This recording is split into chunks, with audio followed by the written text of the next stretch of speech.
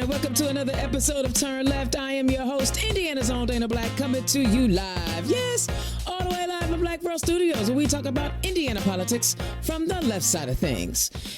If y'all knew the amount of stress and struggle I have had to get this particular episode launched, it may be due to the fact that I have missed y'all and I haven't been in Indiana doing what I'm supposed to be doing, which is a turn left on Thursdays. But I'm here now. We made it happen. I'm not going to sit around and rant and rave all night about the incredibly bad policies that are coming out of our state house, because they're bad. There might be a sprinkling of some good ones in there, but they're bad.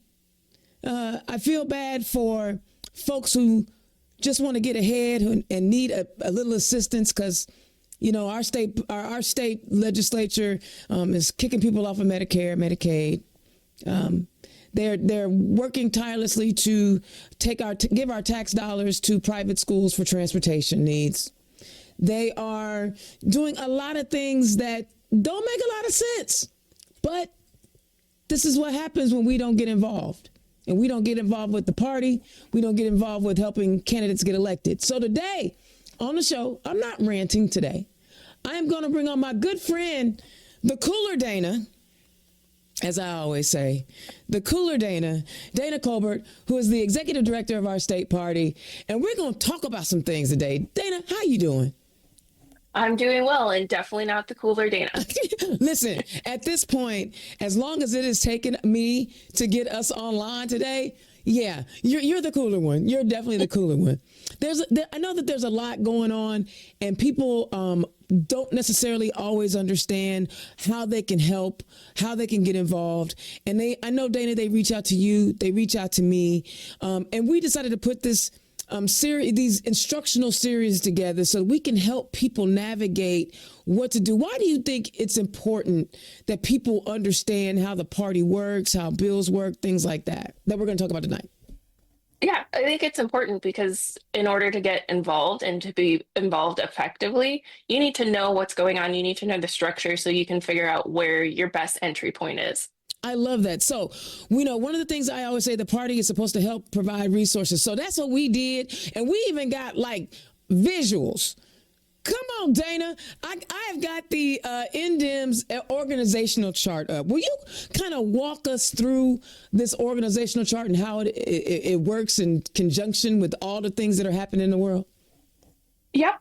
So at the top, we have the DNC, the Democratic National Committee, and they really set the tone for our state parties and help support our candidates. So we just elected our new DNC chair, Ken Martin, at the beginning of the month, and he is also a former state party chair. So we're very excited that he understands really the work of the state parties, the great work that the state parties do, and will be able to support us even further. I love that.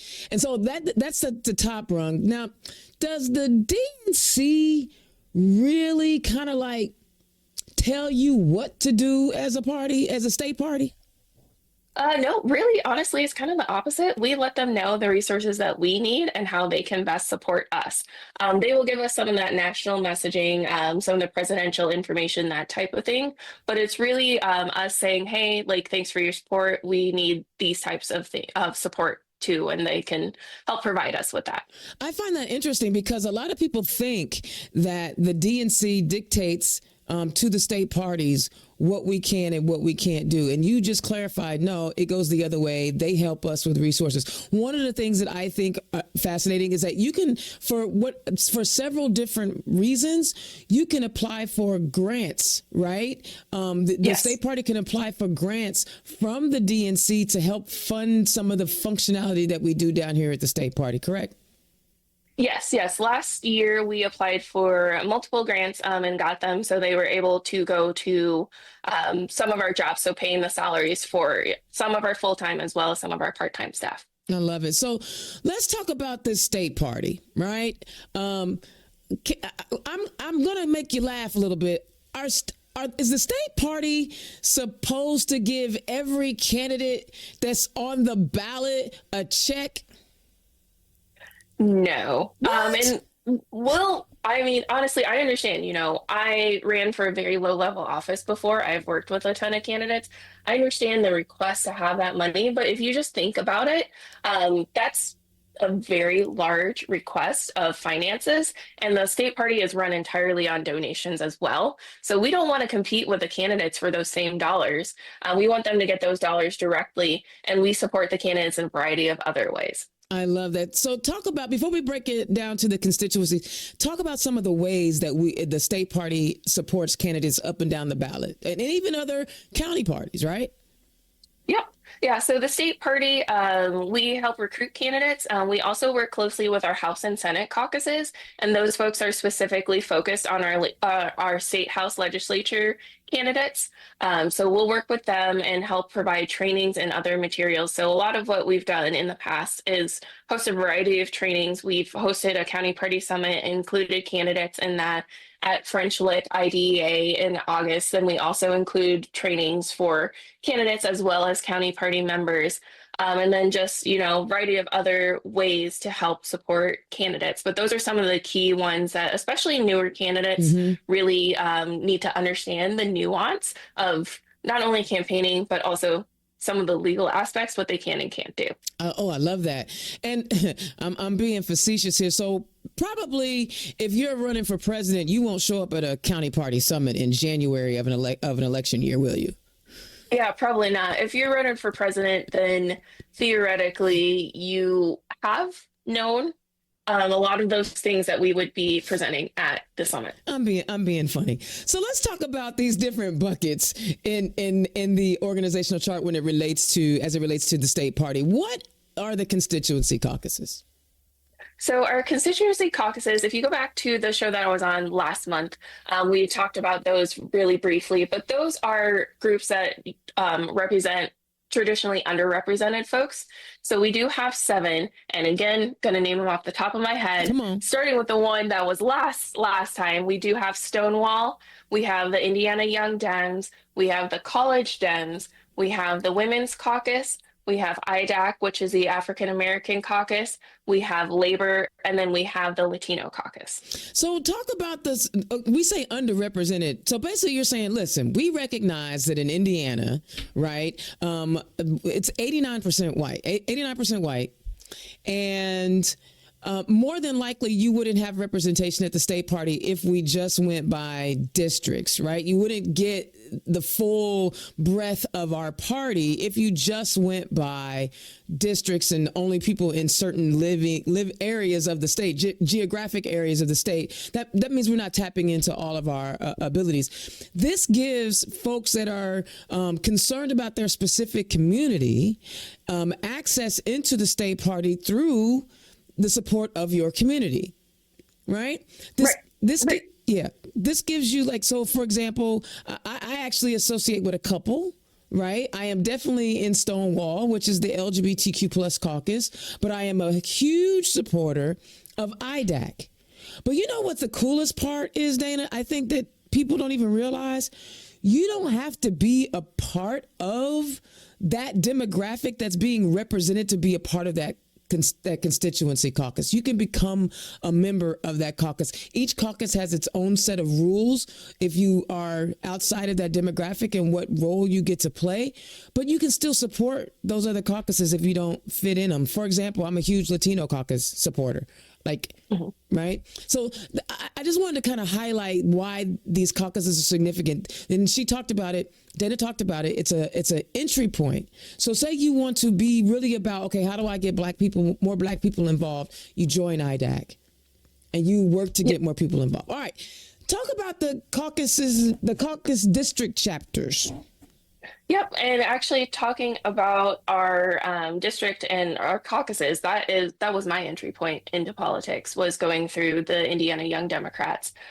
We do have district chapters. Some of the caucuses have more robust district chapters than others, and those are based on your congressional district. So if your caucus has specific congressional district caucuses, and those are, depending on where you live, you will have a variety of counties involved, and you can talk to them and really grow those constituency caucuses at that level, since it's a little bit more localized. So the district caucuses are made up of the congressional district. So those congressional districts will have so many counties associated with them, right? We talked about how people get elected into these roles.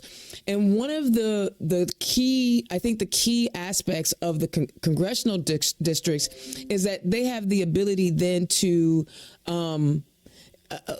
have the ability to then disseminate things that come down out of the central committee into the district, into those county chairs, for then the county chairs to go ahead and share down to the PCs, right? So that you streamline the communication. One of my favorite district chairs, Christine Bohm was my favorite chair until she stepped down. But Adam Dickey is another one where he's held training sessions for his district. So he'll, in order to maximize training, instead of doing just a county here, a county there, he'll put all his counties together and he'll move about the district and hold training so that you're not always driving far. You can always and so that's ways that you also can get involved. A lot of times the district will have an entire central committee where they'll have a chair, a vice chair, secretary and treasurer. However, only the chair and vice chair sit on the central committee and vote on the central committee, correct? Correct. I think I got that right. I was just making sure I had it right. But no, that's another way for you to get involved. So say you live in a county, Dayna, that is not as active. We have some counties, I know people in Ripley County are like, yeah, right? Or some people in, Switzerland County are like, whatever. There's not a lot of county party activity. You could go to the district and still get that county, that interaction in a larger space where there may be a larger town or more robust Democratic Party person working. And that's why we're kind of breaking it down, because not every county party is the same. Not every district is the same. But this gives you multiple ways to get involved. All right. Caucus county chapters. Let's talk about it. All right, so our caucus county chapters, so those 7 caucuses that we talked about at the beginning, they also might have some county chapters. And like I had said earlier, the caucuses was my entry point, specifically the Hamilton County Young Democrats. And so the different caucuses will have those county chapters, and that's the really local stuff that you can get involved with those constituency caucuses. And so, like I said, it's a great entry point to be with folks who share a specific characteristic, or somebody who, you are just very supportive, like you said, of the Latino caucus, for example. So great ways to get locally involved. I love it. So we actually have a question in our chat right now. Adam Rosenfeld says, the rule that vice chair and chair be of opposite genders inhibits women being in county leadership. It's frequently women stepping up. Would you consider changing this rule? I hope they never change that rule. I'm going to be completely honest, because think about how long it was that men dominated our parties, right? And men, we literally you got to have gender balance. Right. So I know right now it seems frustrating that, OK, there has to be gender balance, but more women are stepping up. But there was a time it wasn't that way. There wasn't that way. And so I would never want to change that and make it go back. I know that there have been exceptions, right? Because there was a distance, and it caused a lot of consternation. Right. There were no men who wanted to get involved, but there were 2 women, like literally no men that wanted to be in leadership. Not one man in this particular space. And there was an exception, but it brought up a whole bunch of consternation. But I am going to remind you, I get what you're saying, Adam, but I'm going to get but there are times when literally men will not move out of the way. I mean, they just will not move out of the way. And so. Yeah, and I will say, sorry, go ahead. No, I cut you off. Go ahead. No, I was just going to say, so it's not up to me. We do have a rules committee, And so I encourage you to submit that if you are interested in having that discussion, submit it to the Rules Committee. I will say they're not going to take anything up until after reorganization. But if you are interested in having that discussion, then you can submit that. And the link is on our website. And yes, you can have that discussion. And she did the right thing as executive director, giving you the channel to voice that. But I want you to know, I hope it never happens, because again, I have seen where women are literally silenced, and with our gender parity, we make sure that, first of all, it's not even binary, right? We're no longer just male and female. We say opposite gender. Opposite gender. So you can be a woman and non-binary, a male and non-binary.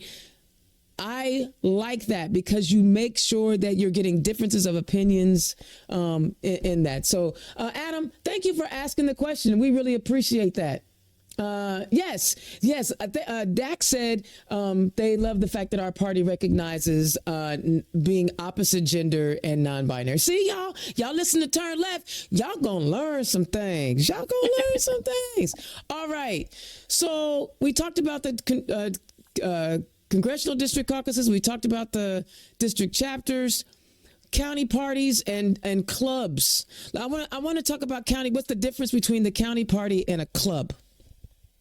Yep. So we have in the rules, there are specifics that a town/city club do have to follow. Essentially, those are created around the municipal elections. If you're going through the rules and those clubs that are listed in there. And then the county parties are the ones that are established, and they stay every 4 years. Those are them, along with our precinct committees and precinct chairs. Those are super grassroots folks. Those are the folks who are doing a ton of the work and not being paid. They are entirely volunteer. I'm making that plug because I'm a former county chair, and I understand the work that goes into it. Absolutely. And again, these are, so say you don't actually get in leadership at the county level, you can join a club, and they may have different sets of activities, and you can cut your teeth in party leadership in your clubs, right? Because the rules are not quite as stringent as the county parties, but there are rules that you have to follow. But this is just multiple ways for you to get involved, right? Like, so there is definitely, I've seen, you have the, in Ohio, the Lorain County party, but then they have the Lorain County Democratic Women's Caucus. Right, mm-hmm. Where they're, and I remember Hamilton County had one, if I'm not mistaken. They had a women's caucus, yes, where they had a women's caucus club that was, just focusing in on the issues that were concerning women, but that didn't break any of the county party rules. So there's again, more ways to get involved. Now, the piece de la resistance, the most important person in this party structure, everyone thinks it's not, but it is the absolute most important member of the party org chart, and that is the precinct committees. Talk about the precinct committees, please. All right, so our precinct committees are made up of our precinct chairs and vice chairs. And like we said, most important folks, they are part of that grassroots organization. They are the folks that are going out and talking to their neighbors about the Democrats on the ballot, or our message in general if we don't have Democrats. And so those are elected at the midterm elections, the precinct chairs are. But we can always appoint folks outside of right now. And anytime a vote is coming up 30 days prior to any type of vote that is happening. But you can appoint any precinct chairs and vice chairs aside for that time frame. And that is really a great way to continue to build out your precinct network. I know in Hamilton County in particular, and probably in a lot of places across the state, a lot of the Democrats tend to live in the same areas. Mm-hmm. And so you might have like 5 Democrats living in one precinct, and you don't have enough spaces. So when you appoint folks, you are able to appoint them into a different precinct than where they live. And typically you're one precinct over, so it's not that far a drive for you. Yeah. Did we talk about being able to be an elected precinct committee person? We did briefly. That comes up during the midterm elections and the midterm primaries in particular. So if you are interested in running for an elected PC, just keep an eye out at the beginning of 2026 when those forms are available. Mm-hmm. And you'll have to file it. I don't quote me, but I believe it's Can 37. Those will become available, and you need to make sure that you have the one for that correct year as well. And then you'll file that with your county clerk. Right. And that is based on where you live. Right. Correct. That you can't, from what I understand, you can't file to run for a precinct committee person in a precinct that you don't live in. Correct. Correct. Electeds have to live in the precinct that they're running for. Yep. Appointeds are able to not live in there. And I think that's a big important piece. One, you're an elected official because you're literally on the primary ballot where your neighbors, not insiders, not inside folks of the party, but the people who would get a normal primary ballot to vote for whatever offices are on it. Precinct committee folks are on there, and your community will vote for you, and then you are elected, and you cannot be removed unless you move. Right. You relocate. That happened to me. I ran for it when I was living in House District 88 in that precinct. They renamed them in Marion County now, and I don't remember what it was. But then when I moved, I had to get reappointed to a new precinct. And why this is important, your ability to have a significant say in your party is not limited, because when you're appointed, and I think a lot of times people forget this, you serve at the pleasure of the chair. Mm-hmm. I think people don't always understand that as well. So if the chair needs a vote and you disagree, you got to kind of serve at the pleasure of the chair. And I think we need to explain that, because I don't think people understand how that works either. But when you win your election, you represent your people the same way that, Greg Porter represents our House district in the State House. Right. So, there's a difference. And I think we need to say that, because when you're appointed, you serve at the pleasure of the chair. Yep. And also keeping in mind, anytime that any vote is going to come up, the chair cannot make changes 30 days prior to a vote. So you do have some of that safety in there if you have a different opinion. So yeah, that's great to know. That's good piece of rules. So like for right now, we're about to start reorg here in Indiana. March 1st being the county reorg. The lists are frozen. No one can be added. Correct. Nobody can be deleted. You are who you are based on party rules, and those rules come down. Can we talk about party rules for a minute? Because often people talk about the rules committee, this, that, and the other. Talk about the different committees on the central committee. I know we talked about how important precinct people were, and we're going to talk about what you do. But I want to go back up, because everything that everybody does is based on these party rules. Talk about those for me. Not go through the rule book, but no, trust me, no one wants to go through that. Exactly. But our party rules are basically, they're bylaws essentially, and they apply to our official party structure. So basically what we just walked through, and the party rules really outline the way that the party operates. And in there, we do have some of our committees. We have our rules committee, who anytime that there is a rules suggestion, for example, if we need to make some, technical corrections, I will say, the rules document is very formatted. The formatting is very weird. I'm not sure what happened, but adjusting the formatting and making it a little bit easier to read, those types of things will go in front of the rules committee, which is made up of a handful of folks, and they will discuss it and take a vote on whether or not they want to recommend or not in front of the full state central committee. And then the state central committee, or the SCC, then gets to vote on those rules changes. So that is one, and that's pretty important. Like we said, that's basically our governing document for our full party structure. So rules changes are pretty significant if they do happen. So people will take a lot of time and appreciate the thought of the committee to make sure that if anything is going to change, we've been thoughtful about it. We also have our budget committee, or finance / budget committee, and those guys help review the budget, review where we're at in the finances that we've raised, and if we need to make adjustments, and just keep an eye on our finances, making sure that things are presented and people understand where things are going. And then we did also create an ethics committee, which if there are any ethics complaints that go against our code of conduct, then they will be brought to that committee. And that committee, again, will refer to the state central committee on any actions that they recommend to be taken. So do you have to be elected leadership in county party, elected leadership in district level, or elected leadership at the central committee to be a part of any of these committees?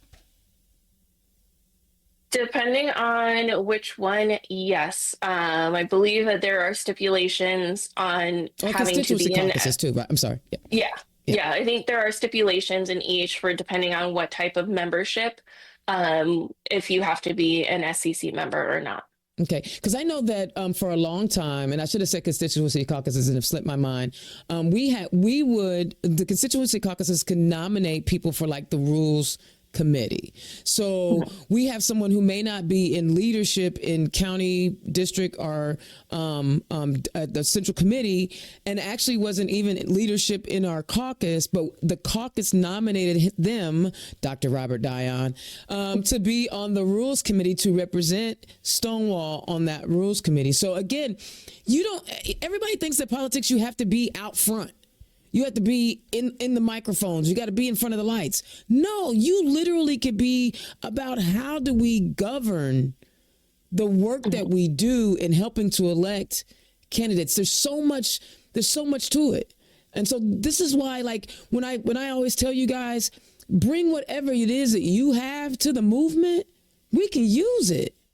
Like, if you understand budgets, hello. But that's a big talking point, right? Or if you understand how to put language together that makes our rules make sense and adds clarity, and you are an amazing wordsmith, there's a place for you in this movement. It's not the rah-rah out front stuff, but it is invaluable nonetheless to make sure that we are all, as Democrats, in our very big tent, everything from blue dogs to the most progressive of progressive, we're still walking in the same direction, doing things the same way. That's why these things are important. All right. Oh, yeah. What am I missing, Dayna, on the party structure?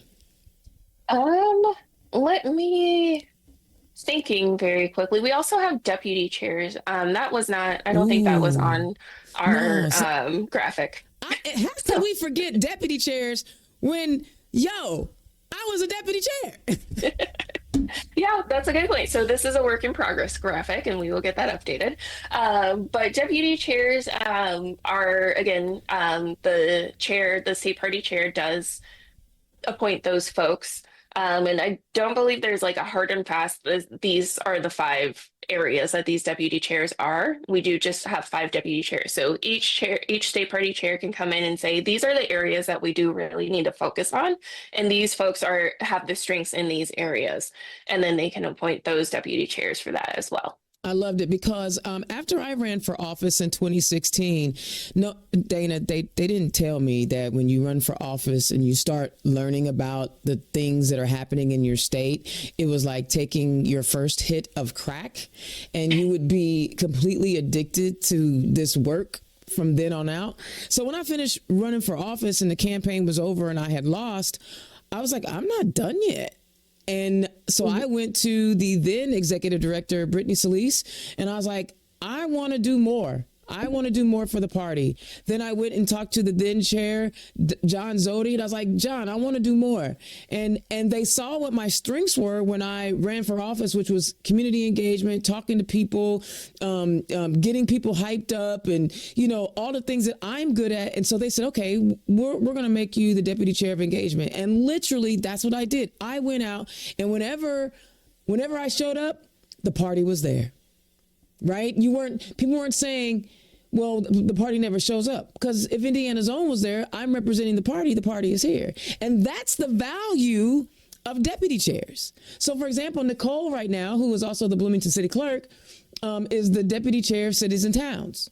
So because she's the municipal clerk, she has a unique insight into what it is that the municipalities may need in terms of recruiting candidates and the type of work that's really. So there's so many different ways that you can be engaged. Right? All you got to do is talk to somebody. I keep telling y'all all the time. I'm not going to put Dayna's information out there, but I'm going to tell y'all. Dayna at IndianasOwn.com, DANA at IndianasOwn.com. I can talk to you about all of these different things because there's so much to do. All right, Dayna, next. Yep.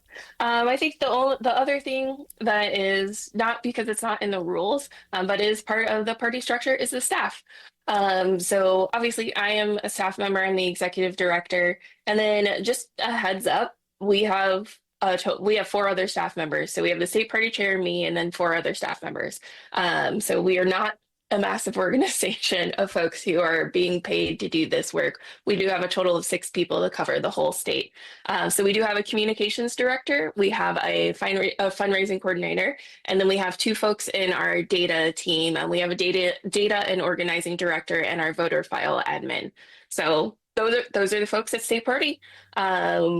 Just wanted to have a quick shout out to our staff. I love that. And here's the thing.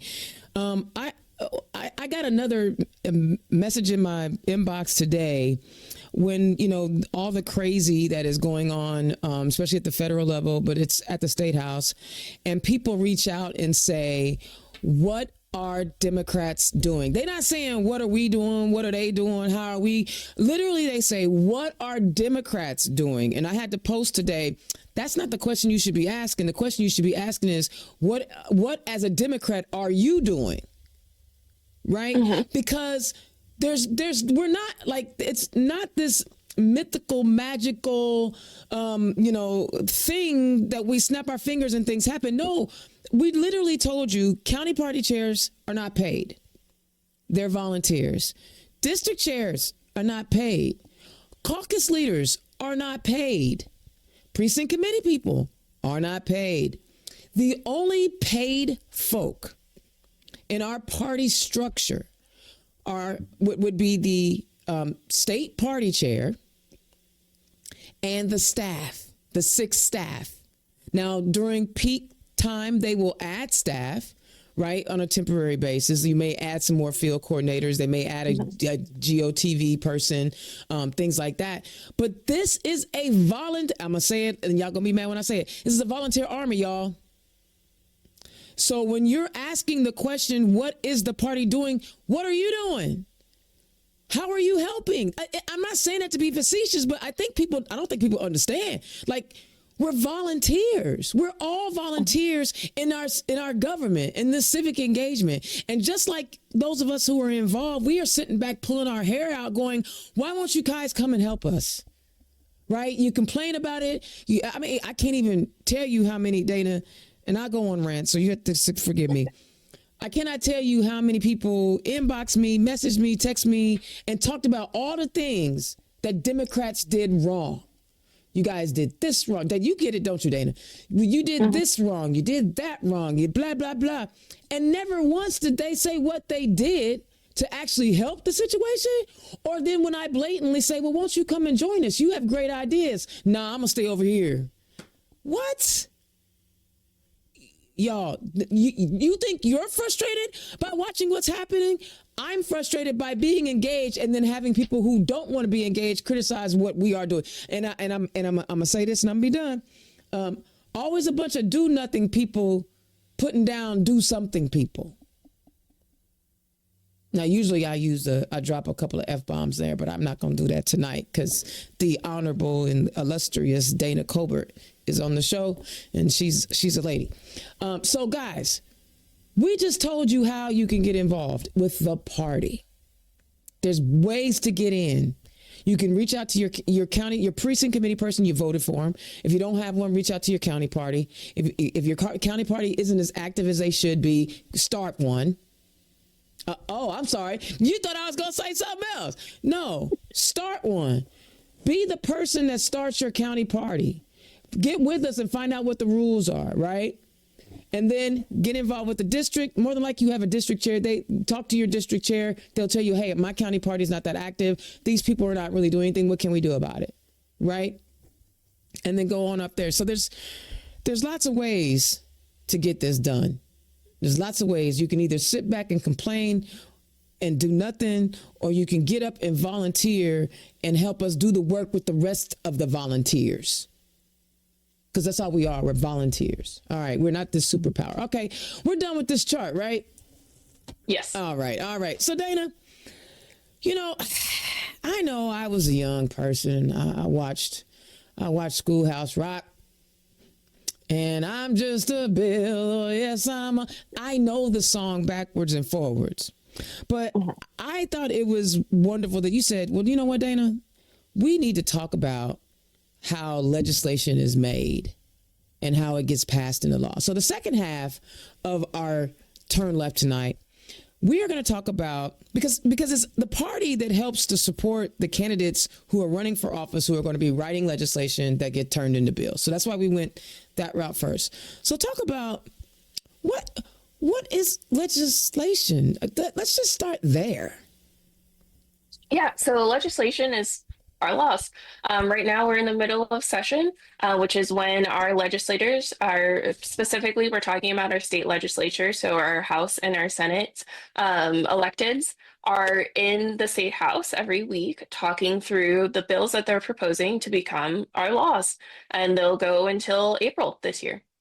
And so we won't go into the makeup of the legislature, because we did talk about our Democratic caucus in the Senate, and we have a Democratic caucus in the House, and they have a tendency to get together and work and try to figure out how to make good bills better or make bad bills better, or strategize on how to, they work together to try to help push good policy forward the best that they can. And I say that because this is why it's important for you to get involved. The other side has a supermajority. Democrats only have to come to work and they can do whatever they want. So we get mad about a bill that's coming through and we take our behinds down to the state house, but we don't show up at the polls in primary time and general election time. So legislation. These are the bills. Talk about where a bill comes from. Who introduces a bill? Yep. So our legislators will introduce a bill at the beginning of the year, and depending on which chamber, so whether they're in the House or the Senate, that is where they'll file those bills. And once the bills are filed, what is do we know the filing process? What is that like? I do not have the specifics on that, but they go and they will submit that bill in the language. Yeah, and see, I often see like Fatty Cadora is good at taking his picture with his, like, I just submitted this bill. I've seen Robin Shackelford. I just submitted this bill, right? Highlighting to the community what they are actually submitting, so that you guys know that they are actually doing the work. Once the bill is submitted, the leadership of the House and Senate will determine which committee that bill should go to. Here's the thing, y'all. Every Democrat in the Senate and the House could introduce bills and not have any of them heard in committee, because we are not leading any of the committees. So what do we mean by committees? There's a lot. I'm going to pull this up just so we have it. And I want to just kind of get into it just a little bit, because people need to understand, right? Committees, standing committees. So you have Senate standing committees and House standing committees. The beautiful part is you can go on iga.in.gov and find all of this out. Like, there's no secret. Like, you can literally watch them argue over legislation online. I do that every day. It's like better than listening to R&B music. I'm listening to these people fight it out. But you can, like, in the Senate side, you have like the Agricultural Committee, Appropriations, that's the money one. So in the House, it's like the Ways and Means, the money one. So when Braun said HB House Bill 1001, which is the budget bill. It gets done in the House and they argue it over the floor. We barely can get any amendments. They ran through, I think, 13, 14 amendments yesterday to improve HB 1001, and they all got voted down because we didn't have enough votes. Right? Yep. So we're telling you this because it's about how we can't stop things if we don't actually show up in May and in November to put people in their seats. Okay, I mean, so then you have, like, on this House side, you have the Insurance Committee, you got the Judiciary Committee, local government. On the Senate side, you have joint rules. There's a lot of them. I'm going to drop that in the chat so that you guys can just go take a look at all those committees. Once the bill gets into committee, the committee chair still has an option of hearing it. So what do you mean, Dayna?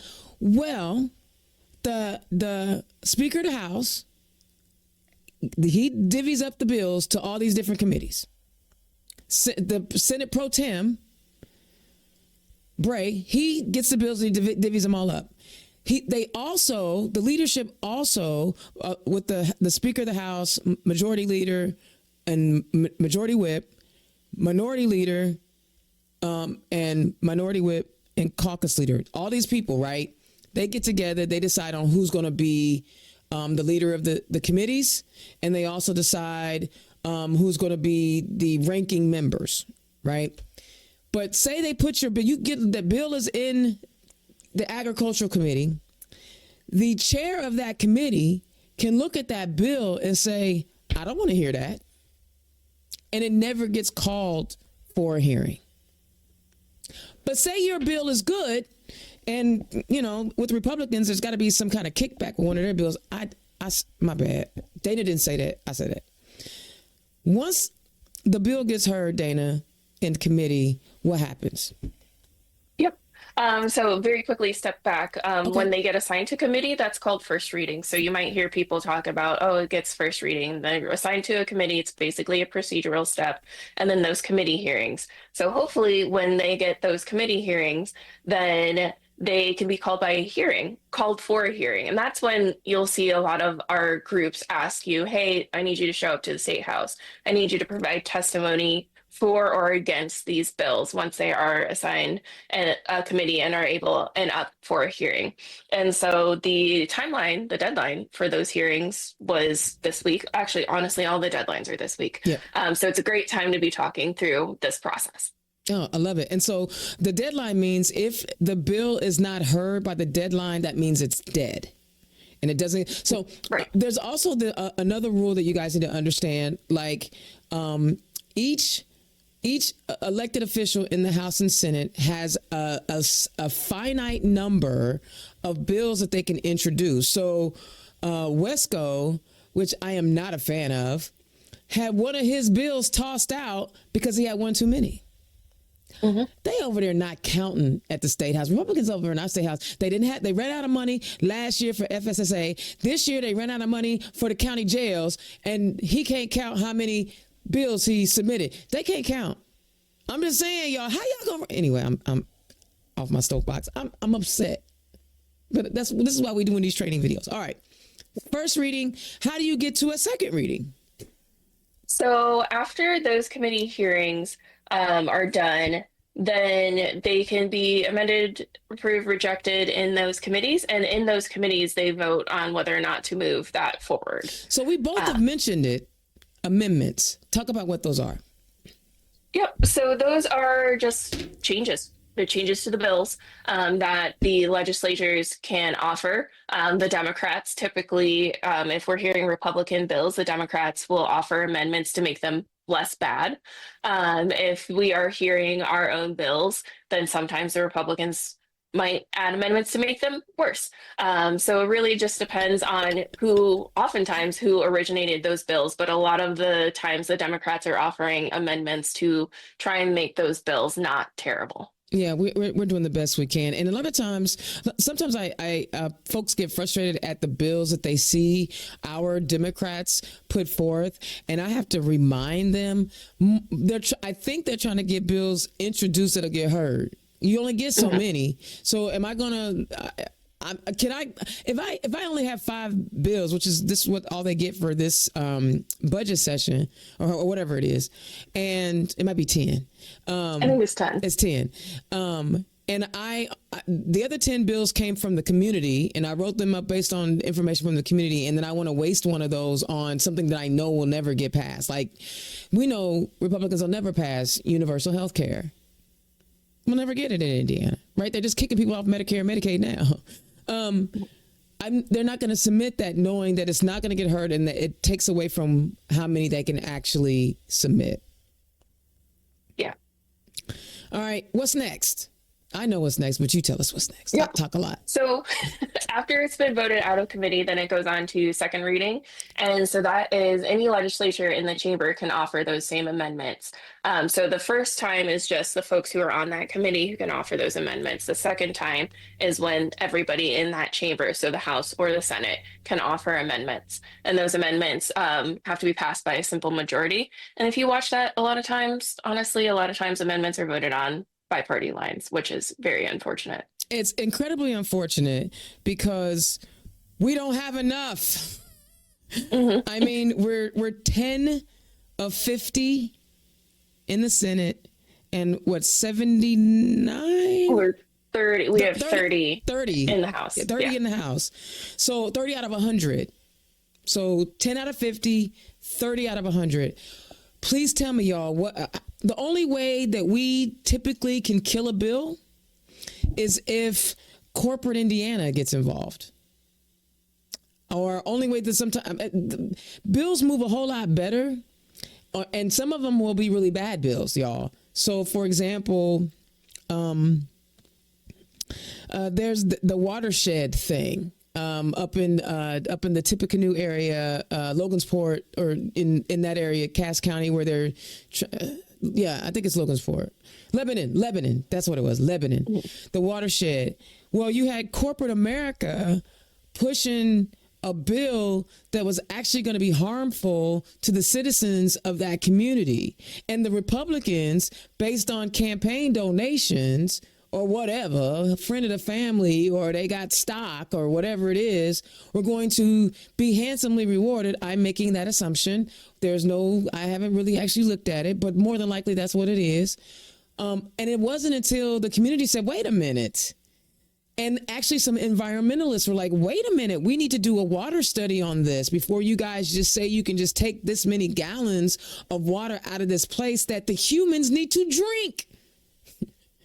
The humans need to drink that. So that's why I'm going back to getting involved, helping us select people, because we don't have enough bodies. We literally do not have enough bodies in either chamber to prevent harmful stuff or push forward helpful stuff.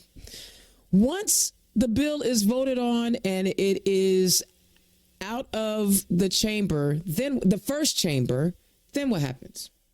Yep. Then we move on to third reading, which is when you'll see them actually debate everything. So second reading is amendments. Third reading is debate the full merits of the bill.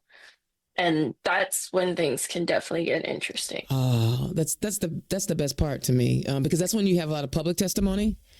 Mm-hmm. I remember the gender affirming care bill that is now law that does not allow parents to have parental rights over their trans kids, and providing them gender affirming care. That they had a public testimony for 5 hours. Mm-hmm. And most of it was for allowing parents to make the medical decisions for their children. Republicans like to manipulate people thinking it's mutilation, and it's not. They say dumb stuff. Nobody is performing sex change surgeries on people. But this is what happens, right? So the testimony, in fact, I remember Micah, what is his name? Micah, not Beckwith, but the other Micah that's in one of those religious groups. He got up and said that, sexuality was binary. Well, no, it's not. Science tells us there's variations all over the place. Just because you say it's binary, don't make it binary. But it went into testimony. So, okay. Those are fun. Yeah. Next, third. Yep. Third reading, when the legislators are debating and then they vote on advancing that bill. And then once that's done, which is essentially where we're at, they had to have those conversations by today for the bills to continue to move forward. So then they're going to switch the chamber. So go through the same process, just in the opposite chamber. And one of the key aspects, right? So same steps we just mentioned, first way through, they got to go back. One of the key things about the bills when they go to the opposite chamber, so you have an author of a bill, but then when it goes to the opposite chamber, you have to have a sponsor for the bill, because they will ask you, if you're in the Senate and your bill comes out of third reading, who is your House sponsor? And then when you're in the House, same way, goes back the other way. You got to have sponsors on the bill.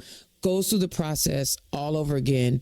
We have seen where bills that passed one chamber died in committee in the other chamber, or died in final reading in the other chamber. So that's why it's important that you stay. If there's a bill that you care about, you stay with it all the way through, because you may not have been able to influence the 50 senators in one chamber, there might be 25 House members that you might be able to sway that will kill the bill over there, or a committee member, one or two committee members in a committee that you can kill the bill. So don't give up when everything switches chambers. Just stick with it. You might be able to fix it. All right. So now we've gone through both chambers. What happens?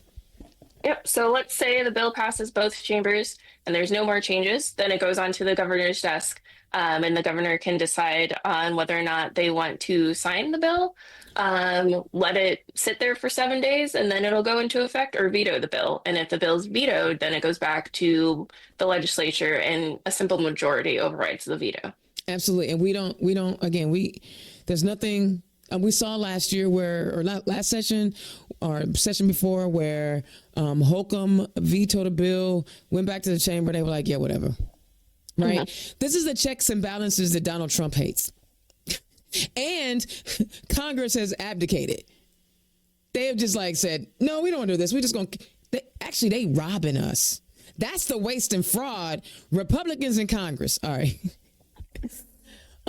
Yeah. And I want to jump in. We've said a simple majority a couple of times. I don't think we've clarified that. That's 50% plus one. So for the Senate, that's 26. For the House, that's 51. So, and that's what we were talking about. If you watched any of the turn lefts last year, we were talking about, hey, we only need 4 or 5 seats in the House to stop the supermajority, which means we can really halt bills. So that's also why I reach out to my elected officials who are in safer seats because of gerrymandering, to help fundraise and help uplift candidates that are in 60-40 seats, 50-50 seats, because a couple $100 could go a long way in getting you some help in that chamber. So it's not just the lay people out here that I say, come on and join us.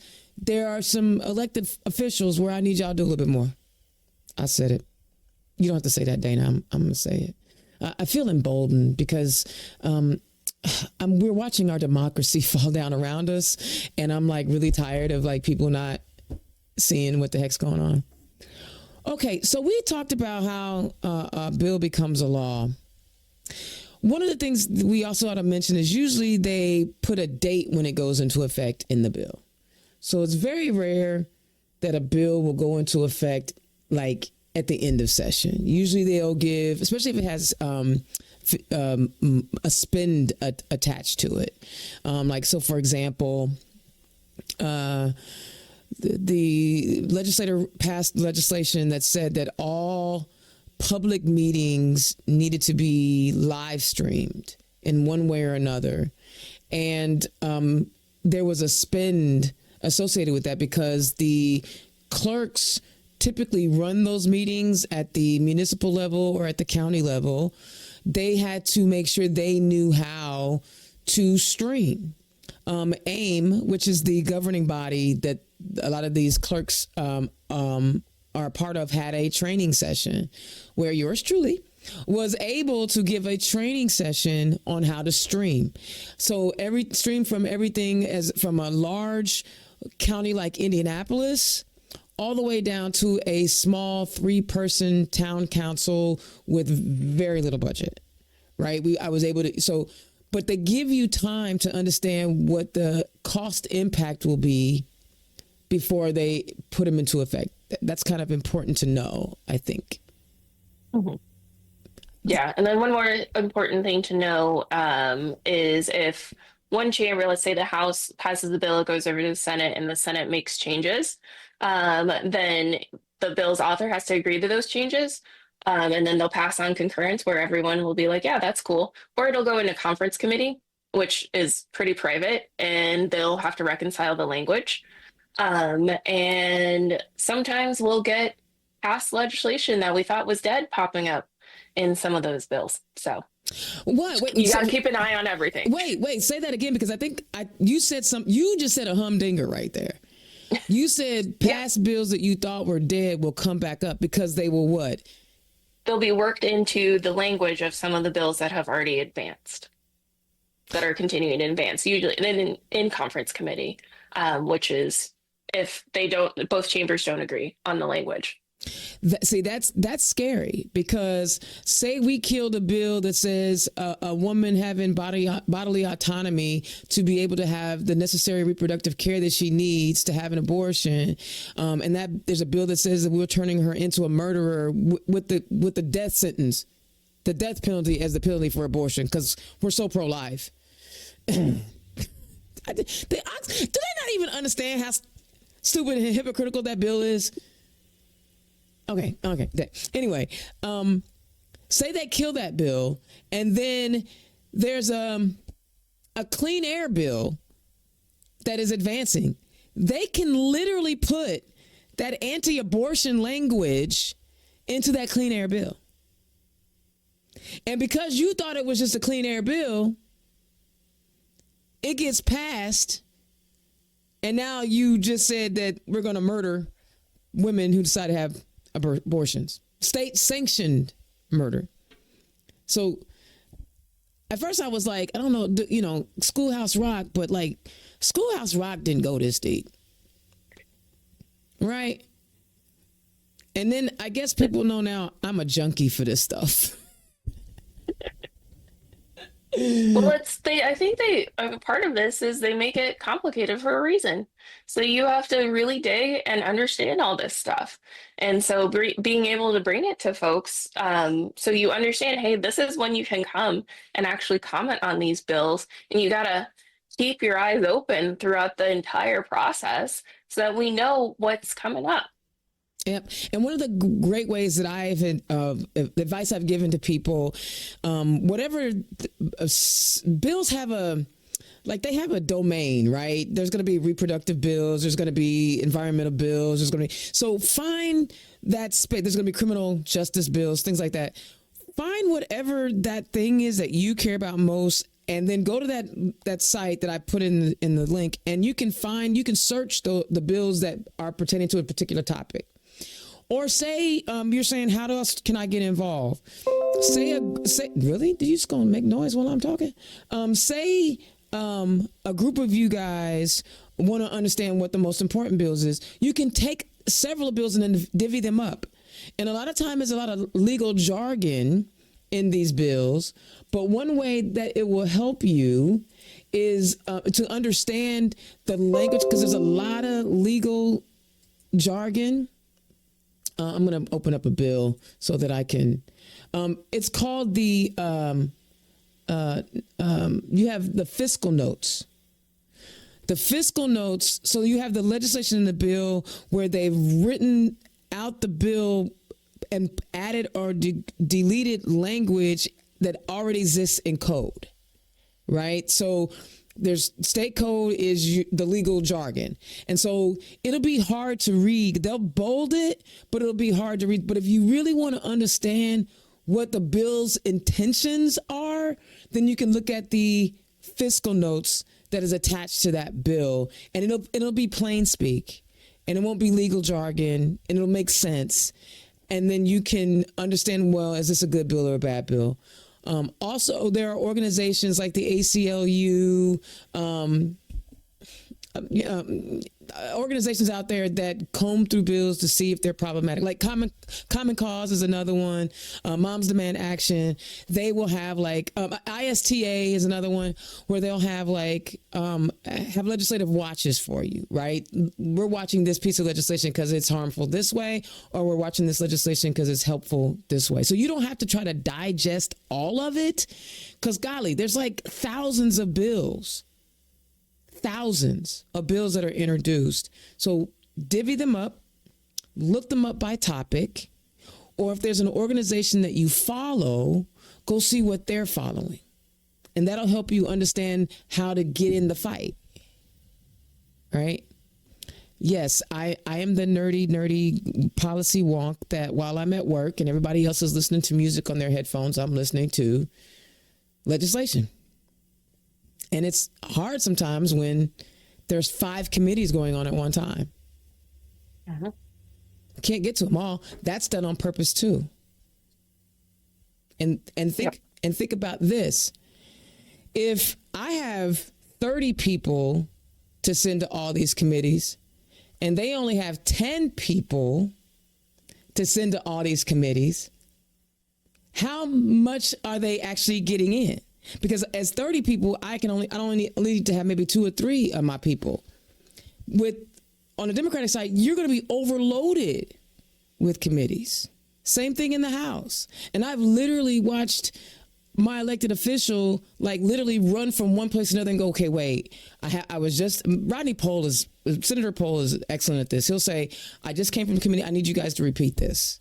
And he'll make them repeat it. But think about that, and when you go into the voting booth, how fair is that whether or not you agree, the constituents of that elected official isn't even getting the full impact that elected official could have because they're stretched too thin.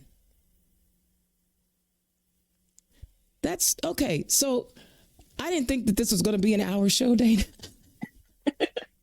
So that's really my fault. That's all right.